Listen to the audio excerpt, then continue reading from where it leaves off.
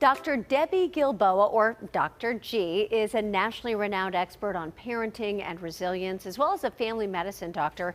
And she's one of many Jewish people in our region with close connections to the war in Israel. Her own son is in the Israeli military. I talked with her today about what she's going through as a parent and her advice to other parents on talking to their children about the war. Dr. Debbie Gilboa is a parenting expert, but first, she's a mom to 4 boys. My kids are Israeli citizens, and my oldest son is doing his required military service right now in Israel. He's a combat soldier. And I have 7 cousins and good friends and their kids who've all been called up into the reserves.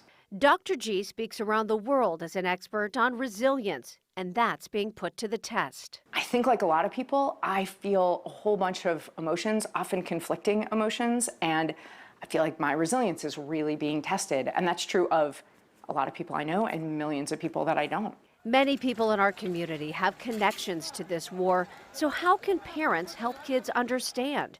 The American Academy of Pediatrics says for kids under 8 who won't hear about it, you don't need to say anything.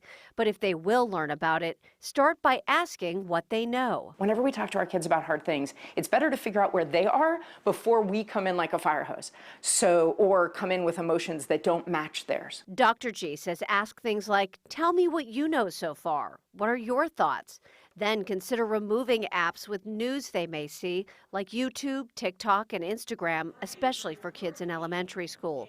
For middle and high school kids, talk about what they are seeing and also how to tell if it's real or fake. So I really want us to talk to our kids about online content, looking for how they do the trick. Meaning, could this be real? How would we know? How do you decide?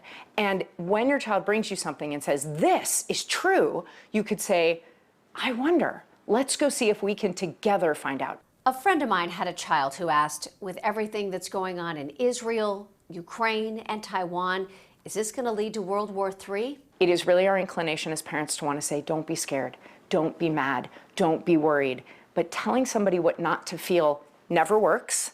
And it's pretty disrespectful because what they hear is, oh, your feelings are dumb. You should have different ones. Instead, Dr. G says listen to your child's fears and let them know it's okay to be scared.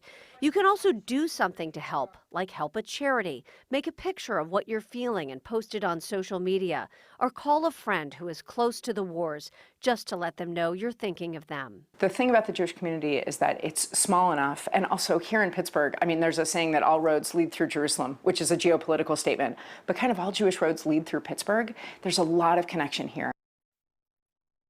And Dr. G also says with the increase in anti-Semitism and Islamophobia since the war began, it's good to ask your older kids what they're hearing and talk about your own family's values. And we've got a lot more advice for parents at kidsburgh.org. Just go to kdka.com/kidsburgh and we'll take you there.